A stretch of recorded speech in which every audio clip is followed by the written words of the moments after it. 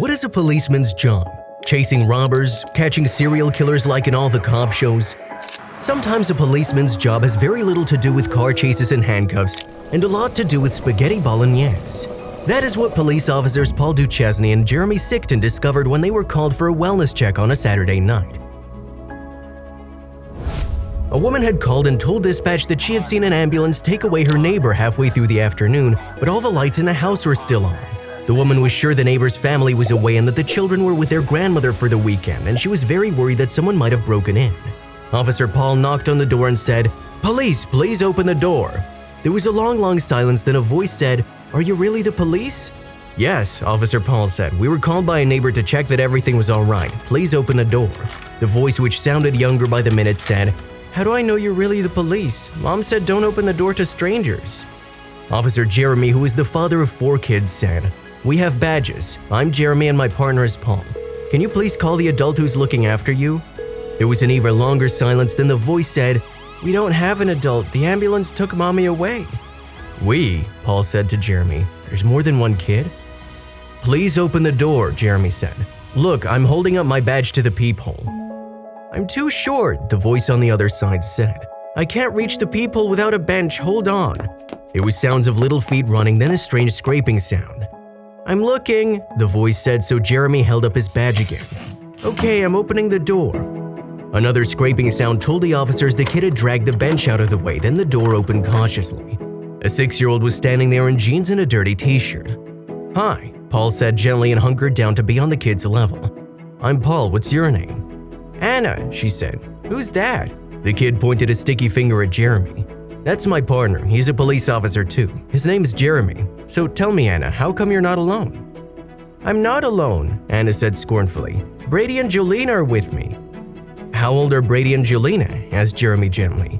"Brady's 3 and Jolina's 2, Anna said. "I'm the oldest." "The neighbors said your mom was taken to the hospital," Paul said. "Where's your daddy?" "Daddy works on a rig, but he only comes back next month," Anna explained. "Aren't you supposed to be with your grandmother?" asked Paul, remembering what the neighbor had said. "She brought us back this morning and Mom was so happy to see us, but then she fell and hurt herself." Anna's little lips started trembling and her eyes filled with tears. "Brady and Jolena are hungry, so I gave them peanut butter," she said. "But we're still hungry." Jeremy and Paul looked at each other. "Didn't the paramedics, the ambulance guys know you were here?" Paul asked. "They just left you here?" "After Mommy fell, I called 911 and left the door open," Ann said. "Then I sat by Mommy, but she was really quiet and wouldn't open her eyes. Then these men came and we hid in the pantry." "You hid from the paramedics?" Jeremy asked. "But why, Ann? They would have sent someone to look after you." Ann shrugged and looked away. "This one little girl in my class," she whispered. "Her mommy was sick and they took her away and never let her see her mommy again." "That's not gonna happen," Paul said firmly. "We'll call your grandmother and she'll take care of you." "Do you think you can make us some food?" Ann said, relieved. "I'm so hungry." "Let's see what we can do," Jeremy said. The 2 men followed Anna into the kitchen where Brady and Jolena were eating peanut butter out of a jar with the same spoon. Both kids were covered with peanut butter and Jolena's blonde curls were plastered to her forehead. "Oh my," Paul said. "First thing to do is wash up."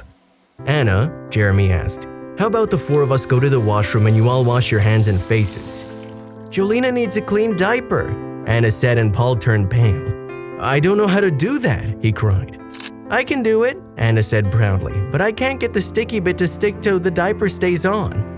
While Jeremy took Brady to the bathroom to clean up, Anna changed Jolena's sodden diaper and cleaned her with wet wipes, and then Paul fixed the tape. "There," Anna said triumphantly, "all done." Anna washed and then helped her sibling change into clean pajamas, and in the meantime the 2 officers went into the kitchen. Right next to the wall phone was a list of emergency numbers. While Paul started calling the children's grandmother, Jeremy was inspecting the kitchen cupboards. He found a packet of spaghetti and a jar of Bolognese sauce. "We're in business," he said. Jeremy quickly washed the dirty dishes in the sink and put a big saucepan with pasta on to boil and started heating the sauce. Paul came back looking worried. "The grandmother's on the way," he said, "but she'll be at least 3 hours. Jeremy looked at his watch. "In 20 minutes our shift is over," he said. "I can't leave these kids, Paul, but you go home." "No," Paul said firmly, "I'm staying too." While Jeremy cooked dinner, Paul tidied up the kitchen and the house. He sat with the 3 children and played with them. Then Jeremy said, "Dinner's on." The children and Paul walked into the kitchen to find the table set and a big dish of steaming spaghetti and sauce.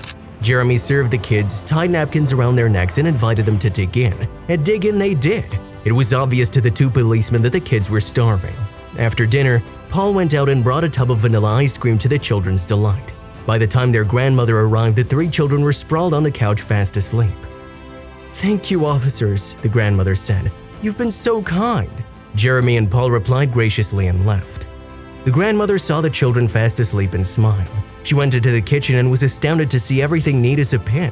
The officers had cleaned everything and washed the dishes and pots and pans. The next day she came to the squad with Anna, Brady, and Jolena in tow. In her hand she carried a huge sweet potato pie. She asked for officers Paul and Jeremy. The two men blushed when they saw the grandmother. In front of everyone she said, "I'm so grateful to you two. You took care of my grandchildren, fed and cared for them. As far as I'm concerned, cooking and diaper changes are beyond the call of duty." Jeremy grinned and Paul said, "No, ma'am. To protect and serve definitely includes serving spaghetti and dishing out ice cream." If you liked the video, please give it a thumbs up and consider sharing it with someone who may find it interesting. Thanks for watching, and I'll see you in the next video.